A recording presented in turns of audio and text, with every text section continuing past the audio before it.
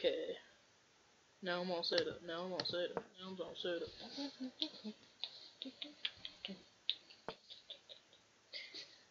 Okay.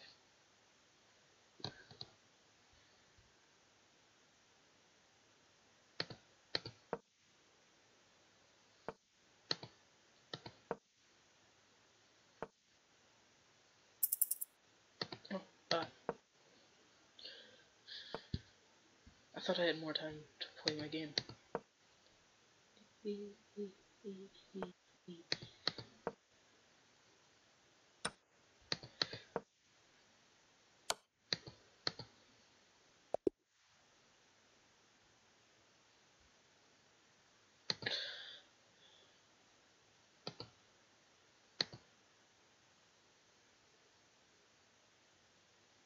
I'll put 10. Okay.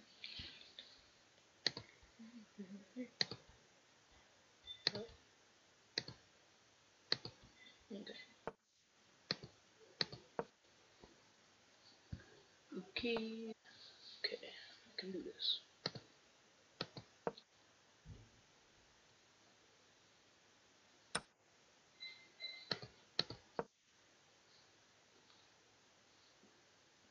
Okay. Okay. Okay. Oh.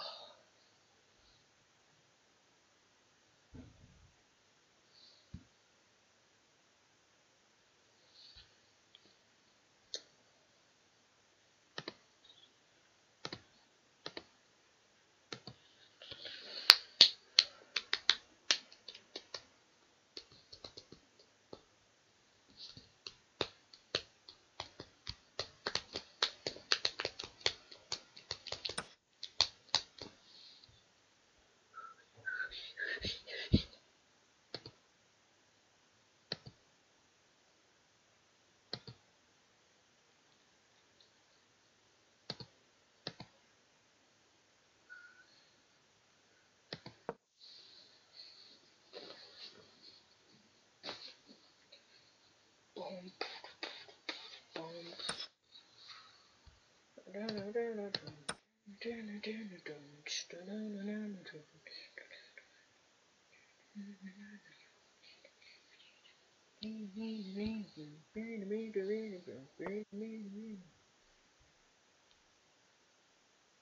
Okay. I'm going in for the kill. Going in for the thrill.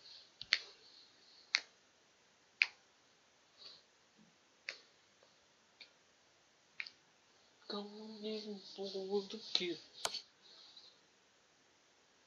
Doing it. That was really weird. Don't see why they do that, really. Oh. I see. Smart. That's smart. They did good. They did good. They did good. They did good.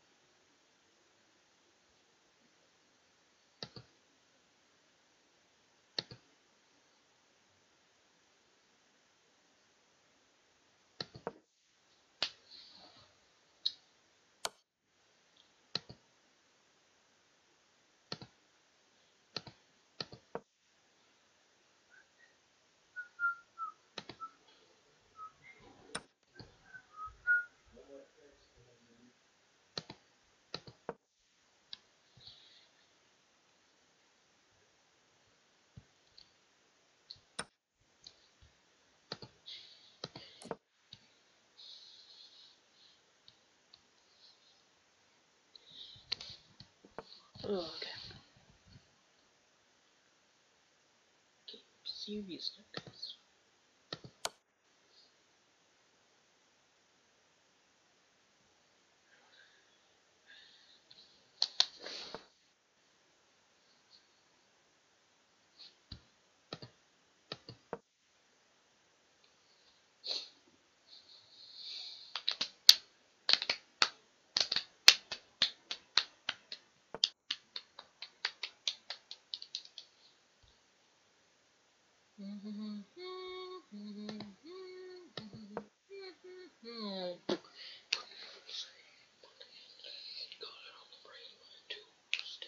Money insane, got it on the brain like Tuesday.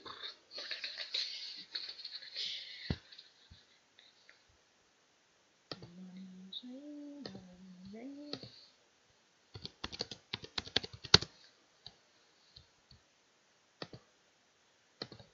Money insane, Tuesday.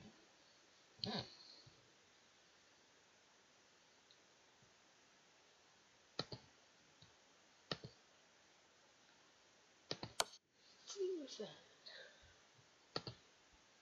Okay. Dun, dun, dun.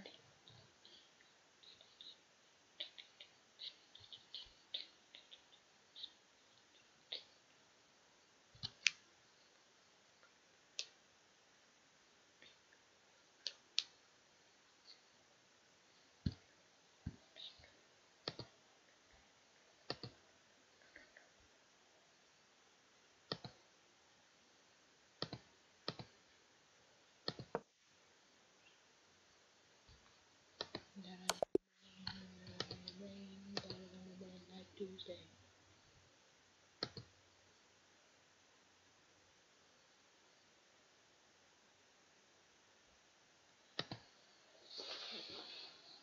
Okay.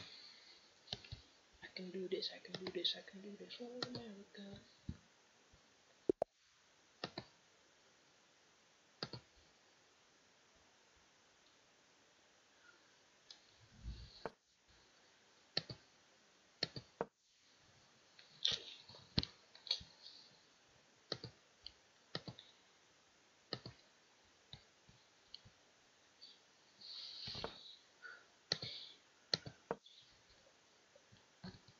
Potpourri, potpourri, potpourri, potpourri, potpourri, potpourri, potpourri, potpourri, potpourri, potpourri, potpourri, potpourri,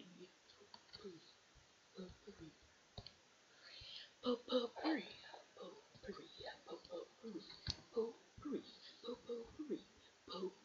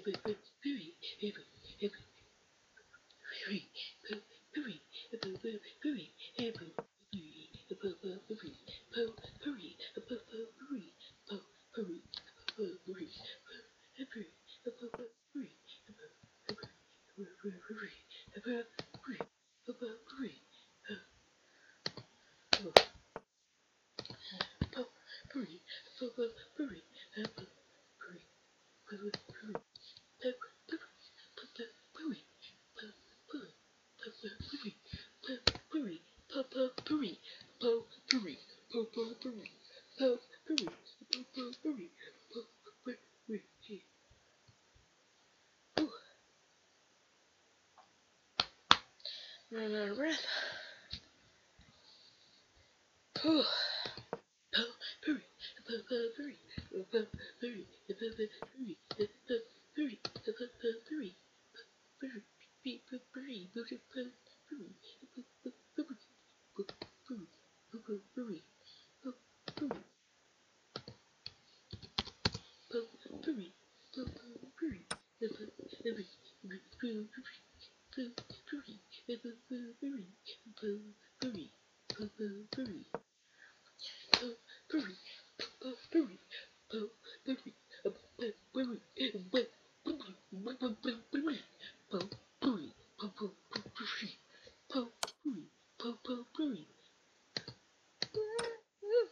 Kill me.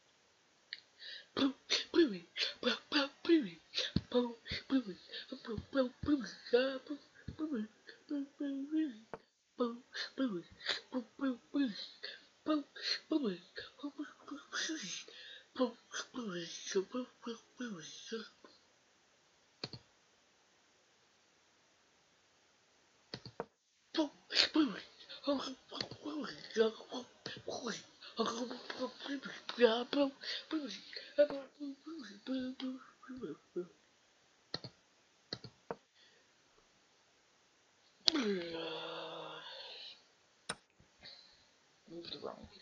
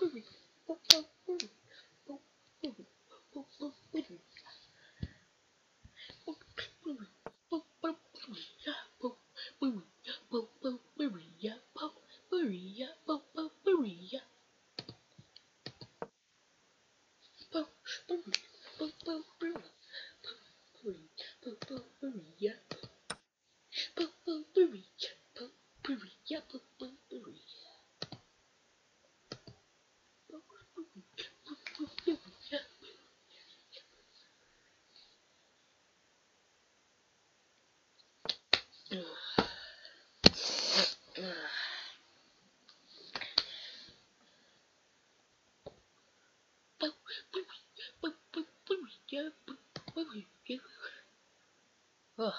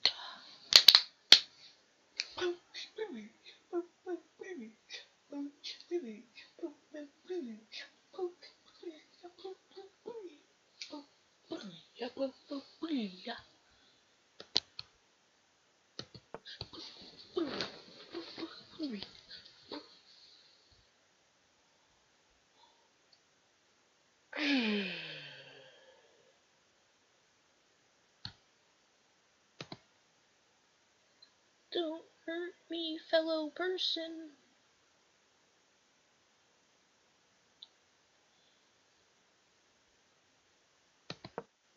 Ugh.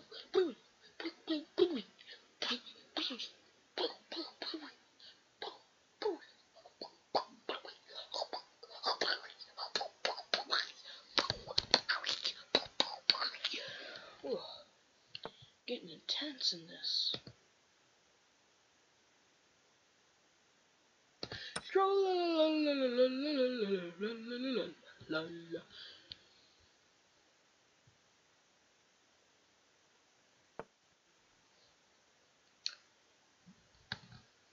Oh, it's my turn?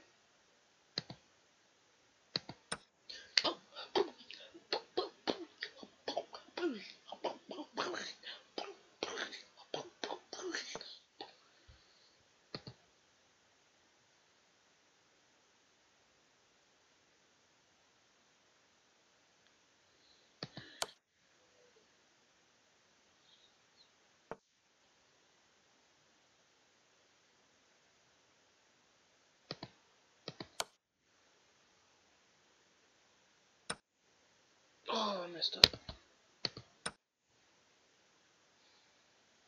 Oh, gosh darn goofed up.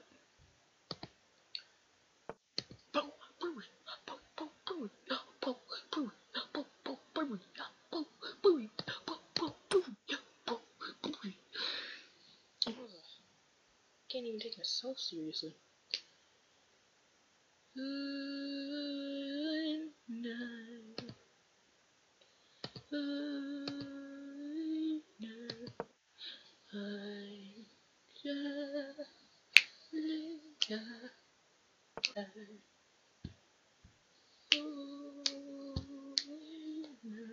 gotta change the name. What?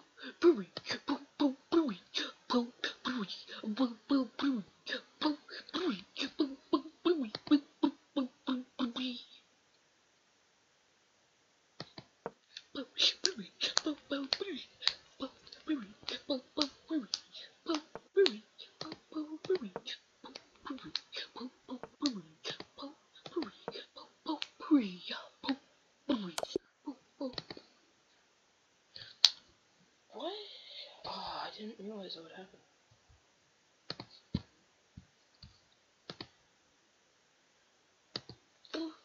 Leave a comment.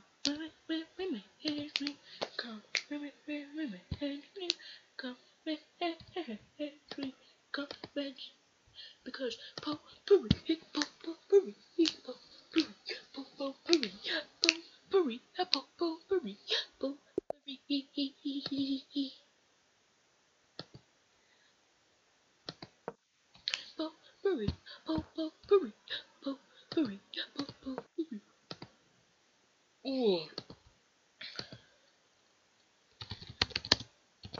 what's y'all's favorite color?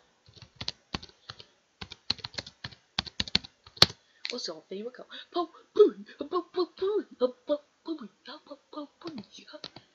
Ooh.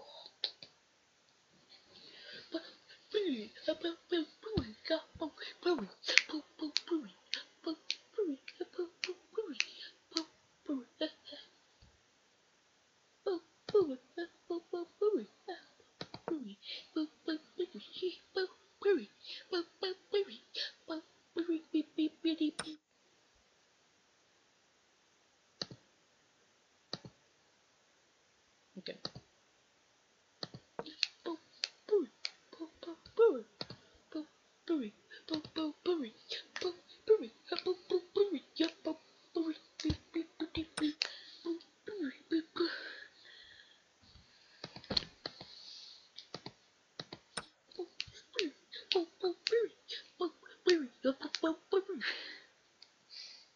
Sorry, I'm just making myself laugh.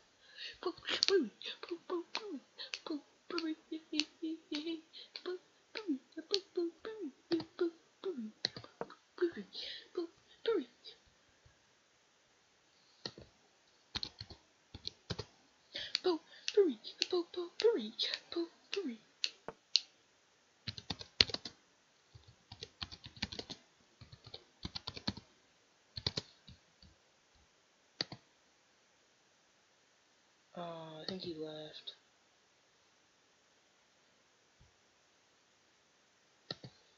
I think I scared him off. Okay.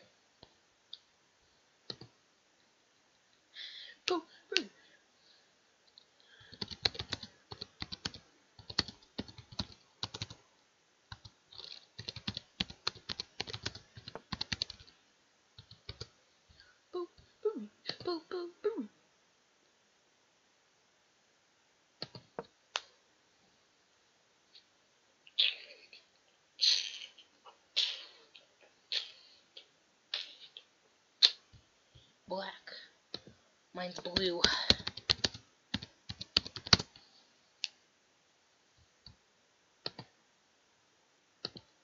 Okay. Oh no. Oh no. Oh no.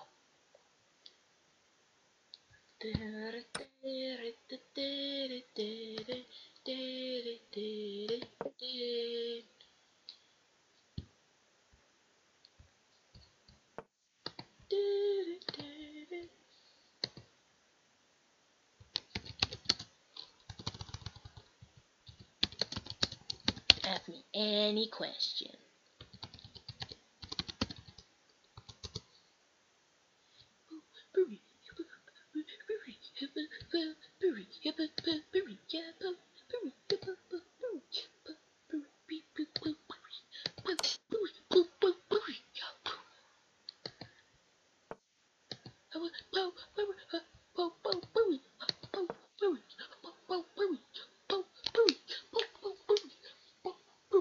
Okay.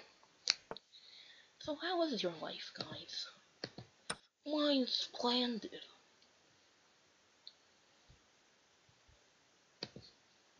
I love creepy. Lay it on me.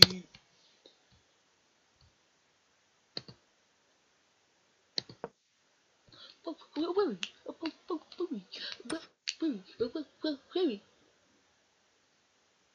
you gonna do? What you gonna do? Get up. What you gonna do? Get up.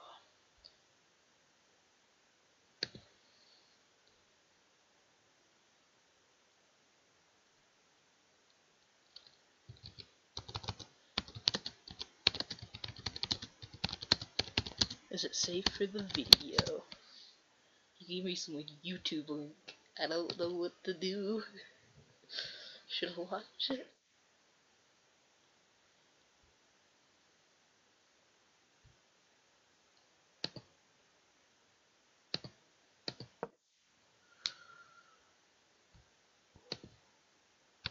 Okay. Guess we're gonna watch it. Don't know what it's about.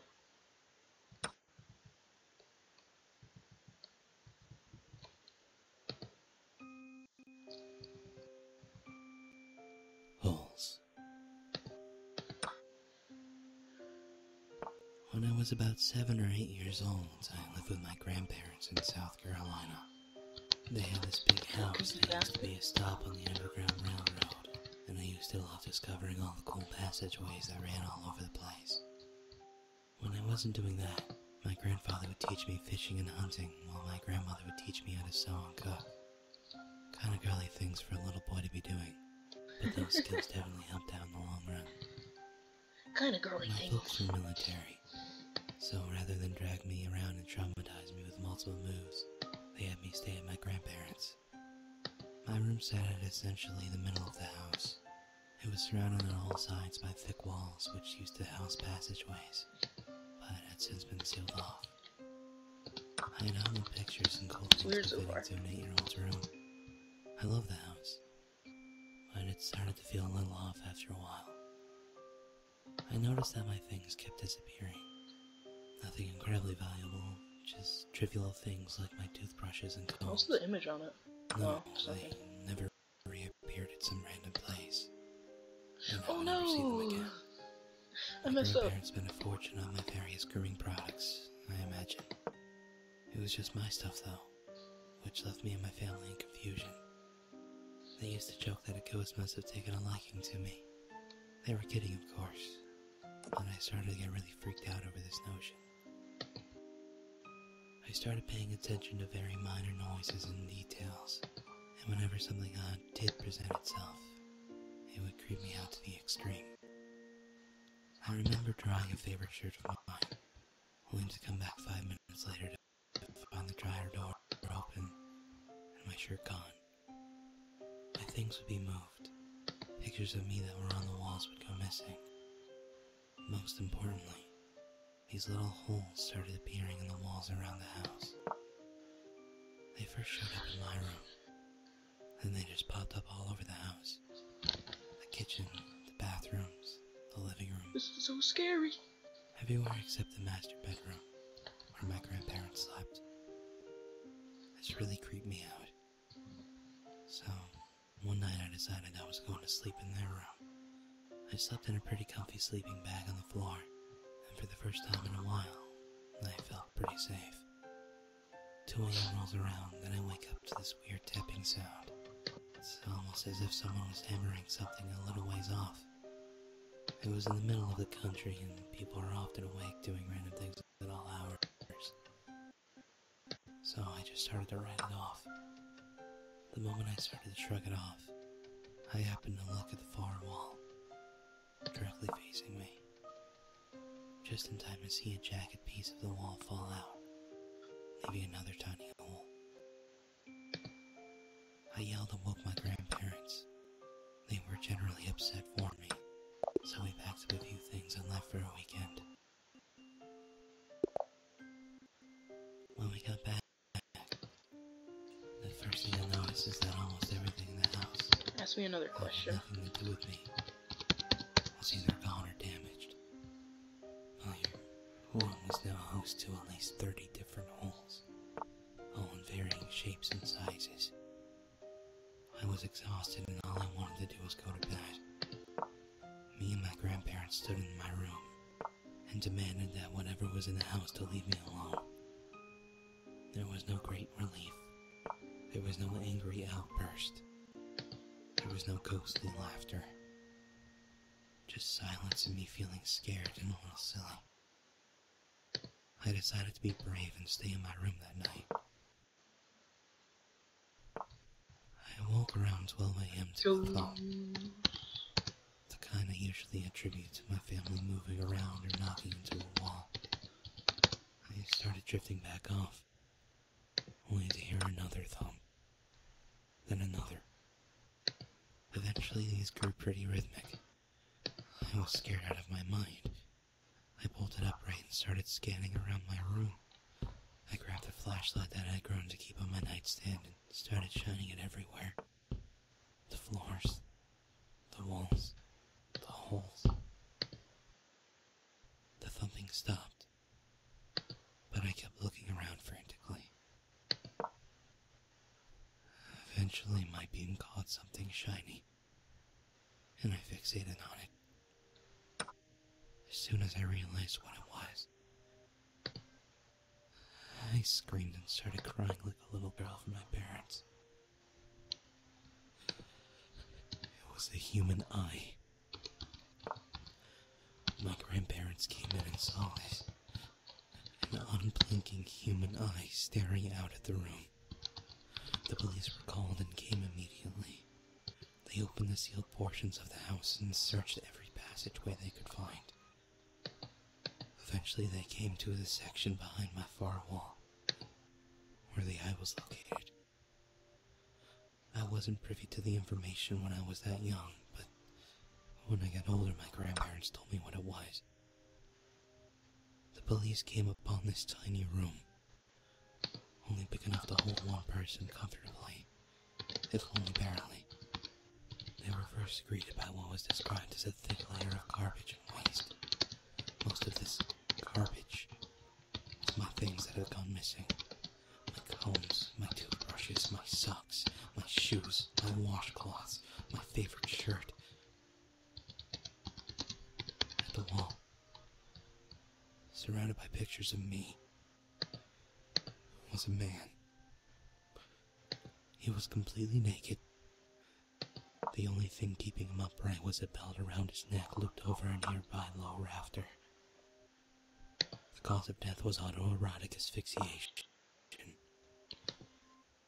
He had died staring at me, pleasuring himself, surrounded by his sick fascination with me. I don't think there's any getting over it. I can't stand the dark now. Now when I go to sleep, all I can think about are owls.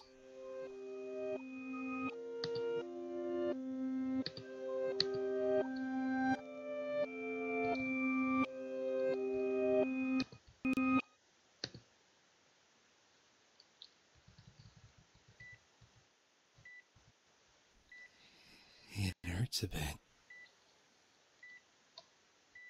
Let's I don't listen to really another. remember what happened before it all went dark. I think I was in a car. All I can remember was the loud noise. Some screech of metal on metal. And then nothing.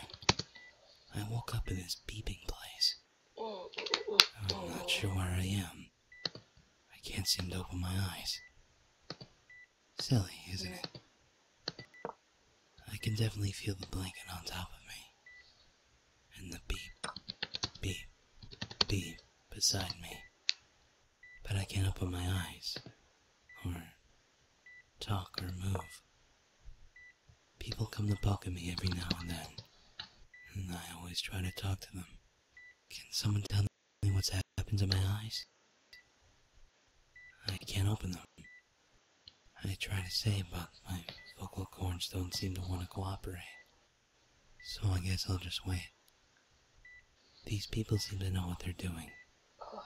They poke in the same places every time. Sometimes with their fingers. Sometimes with a sharp thing with no name. They don't say much. These people. Just come, poke, sigh and go. Someone opened my eye today and held a flashlight over it. It hurt, and I couldn't tell them to stop, but just the movement of my eye felt amazing. Did you know that if you don't open your eyes for a long time, they can stick to your eyelids? I didn't. Do now. It didn't hurt though. It just felt good when it unstuck. Someone's been holding my hand and reading me stories. There's 7 chapters into Harry Potter and the Chamber of Secrets now. I tell them that I've already read them, but I can't. They hold my hand sometimes and just sit with me, so it's just me, and them, and the beep, beep, beep. I think it's my mom. She was crying today. I wanted to make her happy and not sad, but something's definitely wrong with my arms, because I couldn't hug her better. I'll have to tell her when I can that I wanted to help. Some people came into the room while Mom was crying. Said that she should leave, that she shouldn't be here for this. But I didn't recognize the voice. And I didn't want Mom to go. I was scared. She cried louder. Said, "No, he's still there." I wanted to shout. Of course I am. Where would I have gone? And everyone left. Mom came back a bit later, sniffing. She sat down and started crying a bit louder, and louder, until she was almost screaming. And then she hit me, right in the face. I couldn't tell what I'd done wrong, but she just hit me again and again, and again. I couldn't say sorry or cry or stop her. Only sit there until the men came and took her away. 2 of the men stayed, though, and they were mumbling, and I couldn't make out what they were saying, until I got the word coma. I wanted to scream, shake, jump up and slap them in the mouth. But I couldn't. I couldn't say stop. I couldn't say please, I'm here. I can hear you, please don't do this. Nothing. I could only sit there while they poked me with a sharp thing with no name. That must be a needle. And the beep, beep, beep, it turned into a beep, beep, and I felt myself getting tired. I wanted to ask what they were doing, what they thought it would help to slow the beeping down, but I couldn't. I was screaming at the top of my lungs, but I wasn't moving. I don't want to die. I don't want to fade away. I need to hug Mom. Tell her everything's okay. Tell her I'm here and I'm fine. But I don't think I'll get the chance now.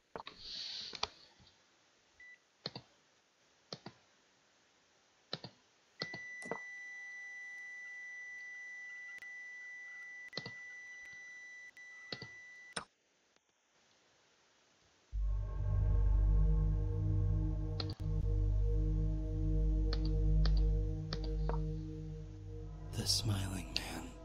The Smiling Man. About 5 years ago, I lived downtown in a major city in the US.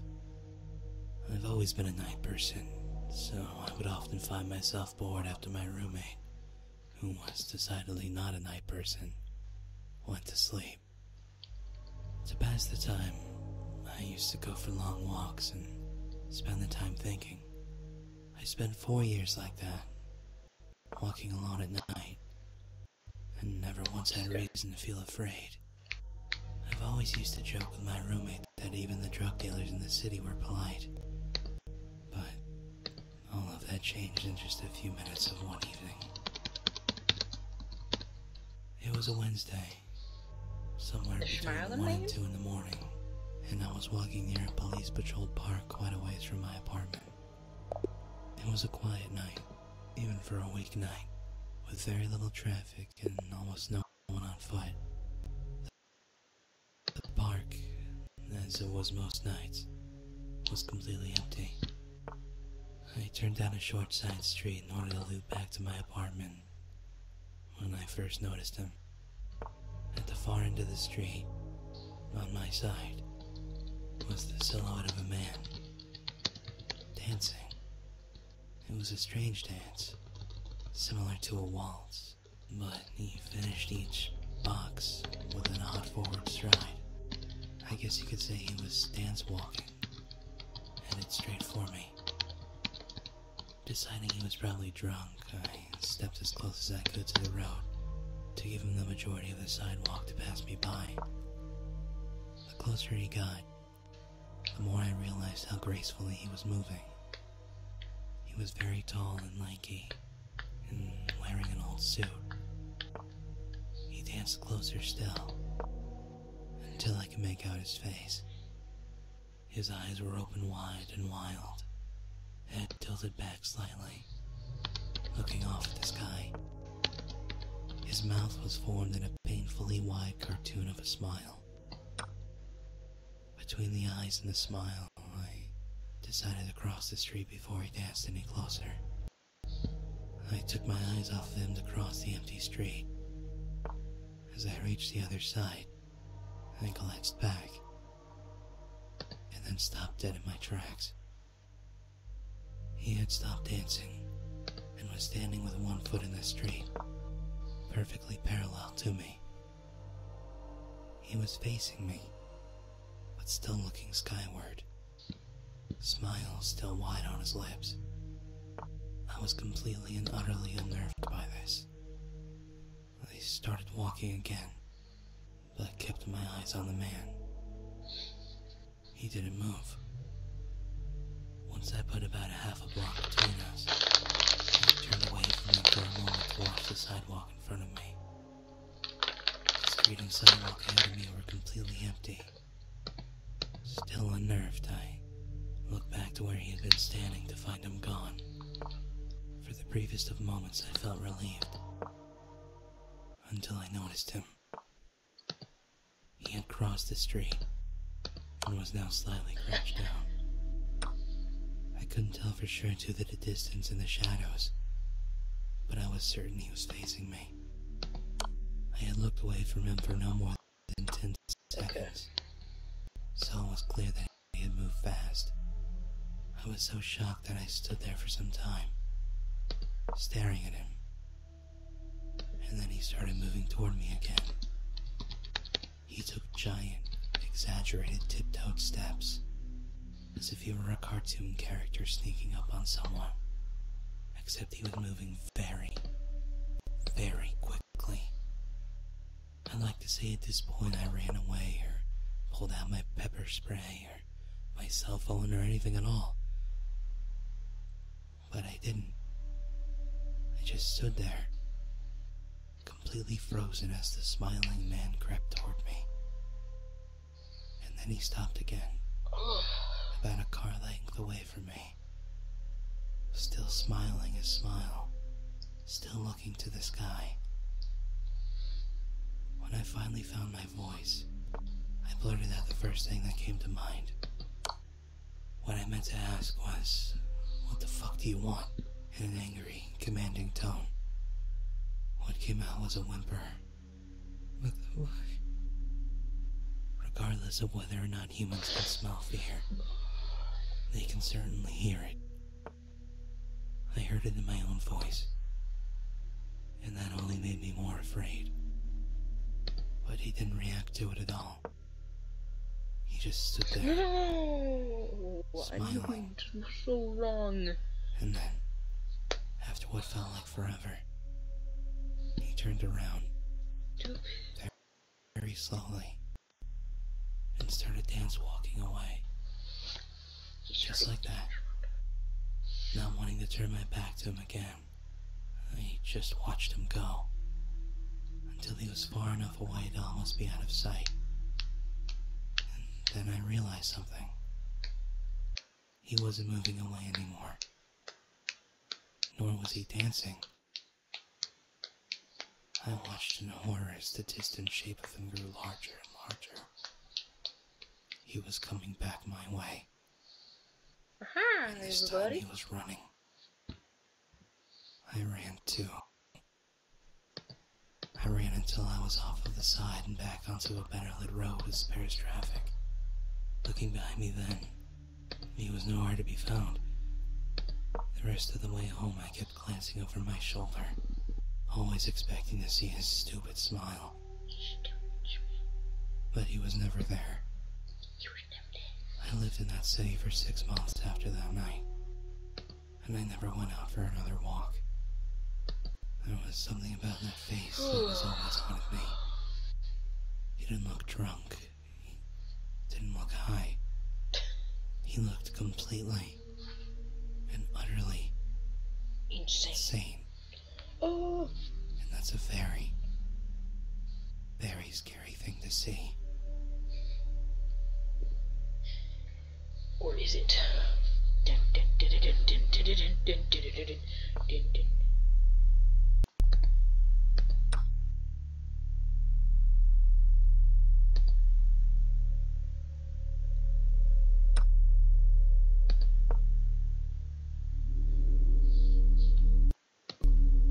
Another one. We don't talk about Sarah. We don't talk about Sarah. We don't talk about Sarah. I always wanted a little sister. I would beg my parents, please, please. And they'd roll their eyes and tell me that it wasn't as simple as I thought. That didn't stop me from talking about it every chance I got, though. When they brought Sarah home, it was the happiest day of my life. She was so cute. I couldn't wait to share my toys with her. I started going through them, deciding which ones were hers and which ones were mine. I borrowed my daddy's label maker and started putting her names on each thing so we wouldn't get them confused. She cried a lot at first. I had asked my parents why she cried so much, and they told me it was natural. They said when she got used to us in our house that she would calm down and not cry all the time. Sometimes, though, she'd cry so loud that Daddy would have to take her into the basement where it was soundproof, and the neighbors wouldn't complain. She slept in Mommy and Daddy's bed for the first month.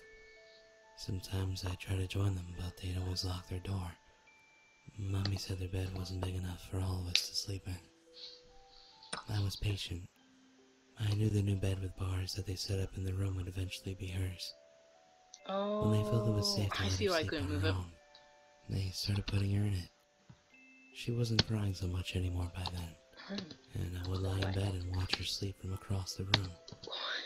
They'd take her into their bedroom first and lay down with her until she fell asleep, then move her to our room. I never Some knew nights that. after she was moved, I'd see her lying there with her eyes open, just staring at the ceiling. So I'd go over and give her toys through the bars.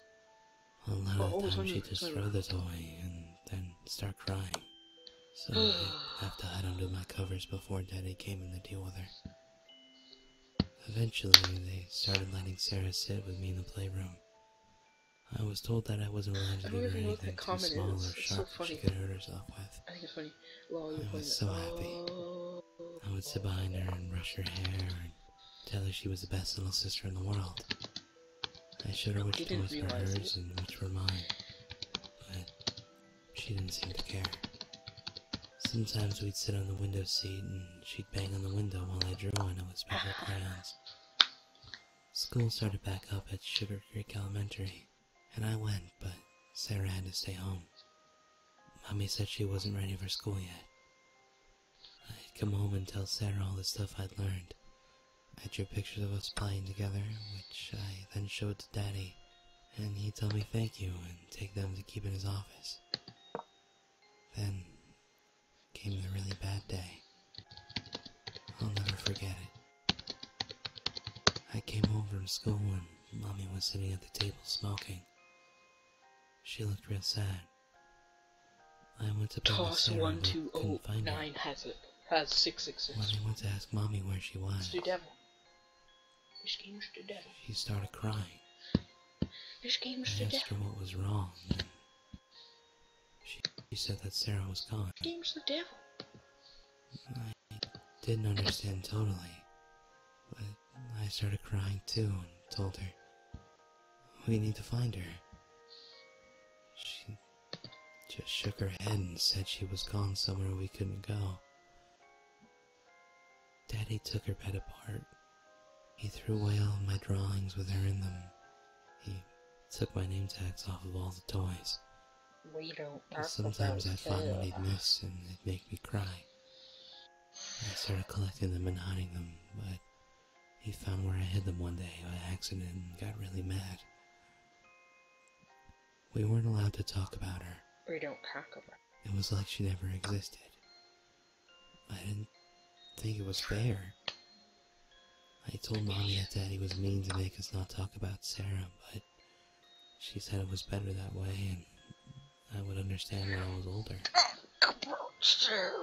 I saw Sarah again. It was just one time, but I'll never forget it. I was with Mommy doing some errands. Need to change the We name of went this. grocery shopping, and then went to a fabric store in Thorntown so Mommy could look at material to make new curtains out of. She remembered that she had letters to mail, so we stopped at the post office to buy some stamps. I was humming to Just myself and reading creepypasta posters and while Mommy talked to the lady behind the counter. And that's when I saw Sarah. She was as cute as I remembered. I walked over and looked at the poster with her picture, but they'd gotten her name wrong. Somebody had written her name down as Shannon. I rushed over to Mommy and tugged on her sleeve and told her that Sarah was up on the wall with other pictures of children. But she got all flustered and apologized to the lady before dragging me out of the post office. I had to shout because they kept trying to talk over me instead of listening. I saw Sarah. They got her picture on the wall in there. Finally, Her picture. Mommy slapped me. No, wow.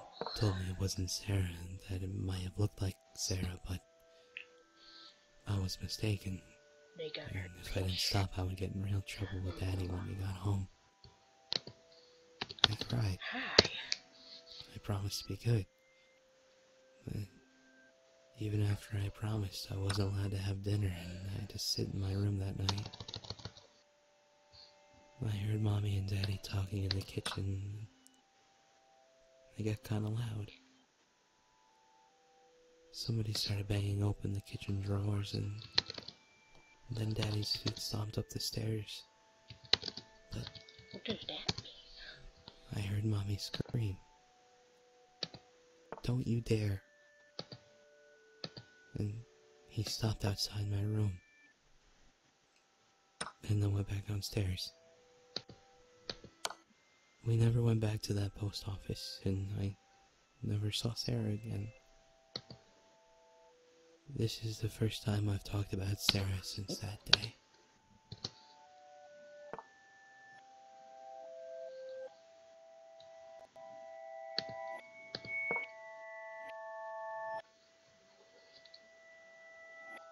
Sarah.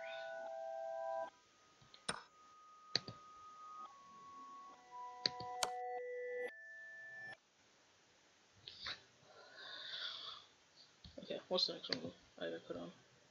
Mason.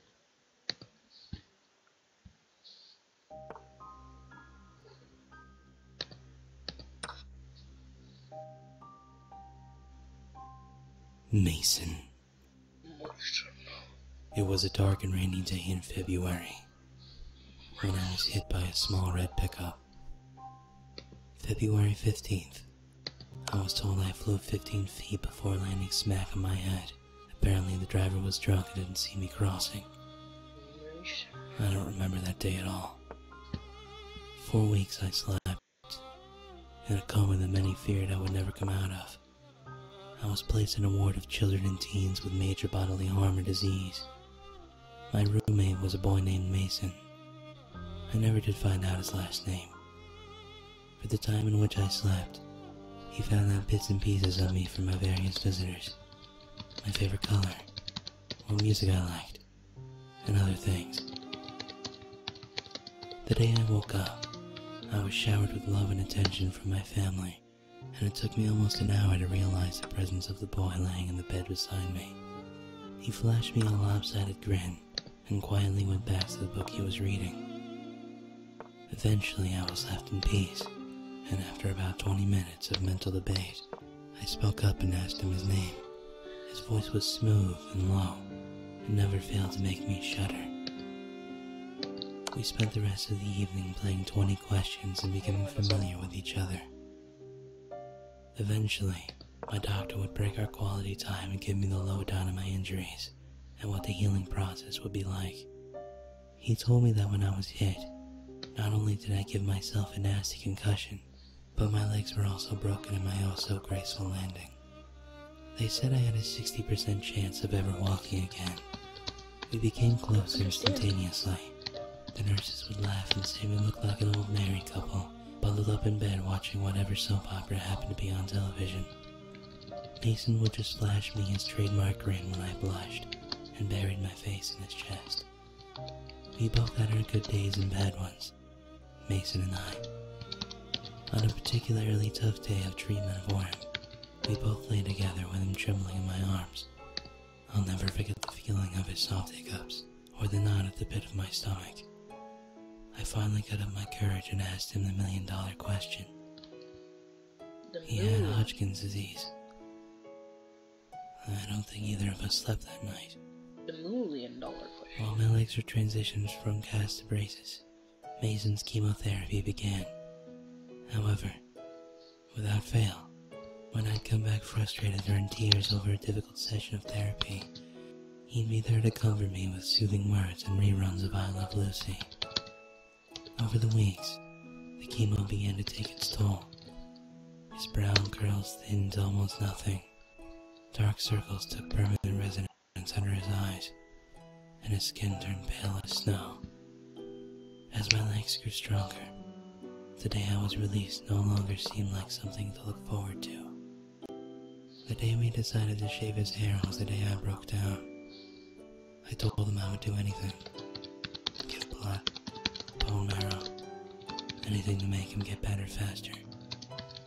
But he just shot me a smile that instantly made me melt and wipe my tears away. 60%. Mason had a 60% chance of beating his demons. Same as me. On May 12th, I was officially released from room 104. I would walk with a limp likely for the rest of my life. Oh, really? Every other day, I would visit Mason. Each time I would leave, we would take a picture together. Over the months, I could compare our first picture and our most recent one and see how much he was deteriorating. It was heartbreaking. August 17th was the first time I lost him. Overnight, a high fever had broken out and his heart stopped for 4.5 minutes. Those were the worst minutes of my life. I sat outside in his room in an uncomfortable plastic chair, watching the nurses I knew all too well, scrambling back and forth, attempting to save his fragile life. I didn't leave his side until he squeezed my hand, winked, and told me to go home and take a shower. After that, I vowed I would never let him leave me alone again. I guess the odds weren't in Mace's favor, for by the time Thanksgiving rolled around, he was almost a skeleton. But I didn't care. He confided in me that night, accepting the fact that his time was almost up and promising to wait for me on the other side. I begged for him not to go, but he just lightly shook his head and rubbed soft circles into my back. He wasn't going to survive to see Christmas. That was 2 months ago. No longer being able to bear to see him hooked up to all sorts of machines, we decided to steal away in the night together. This is actually sad. I bundled him up, and we drove away in my mother's car until we arrived at an old cabin my family would stay in during the holidays. Mason and I couldn't be any happier. I don't care that I'm on the news every night, or that every cop in the county is looking for me. All I care about is being with Mason forever. Even if his flesh is crawling with maggots and beginning to peel off his bones. Even if the smell of his rotting cadaver never fades from my skin. His lips are so warm at night, and he often whispers sweet secrets into my ear before we sleep. No one, not the police, doctors, or anyone else can ever separate us. I'm ready for them when they come. I made sure to bring the sharpest scalpel I could find when we left the hospital. But until then, I'll lay in Mason's arms. Or at least what I think were once his strong appendages. And we'll talk all night until he takes me away. That's just creepy now. We'll be together forever. We'll be together forever.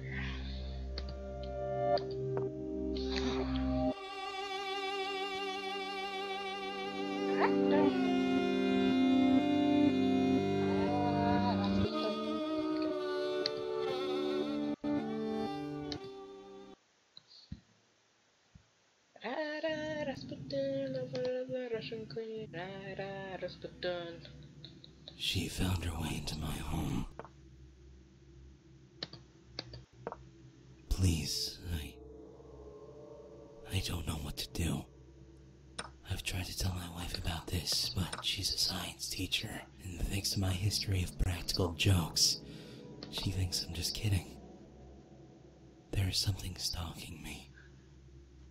I don't know what it wants, but almost every night since I started seeing it, it has terrorized me.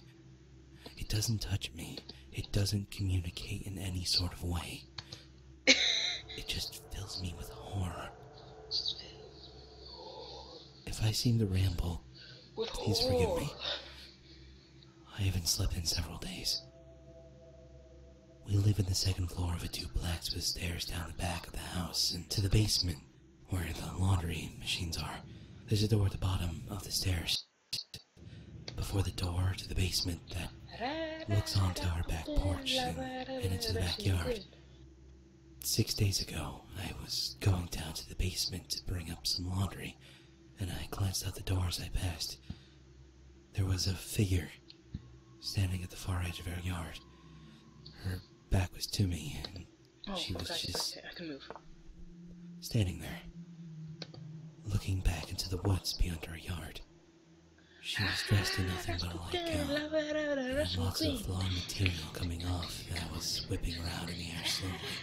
The whole scene creeped me out instantly, but I thought she might be a friend of our downstairs neighbor, so I continued to the basement. When I came back up, she wasn't there. The next night I went down again, and as I passed the back door, I looked outside. The woman was back. She was exactly like she was the night before, facing away, not moving. The hair on my arms and neck stood up straight when I saw her.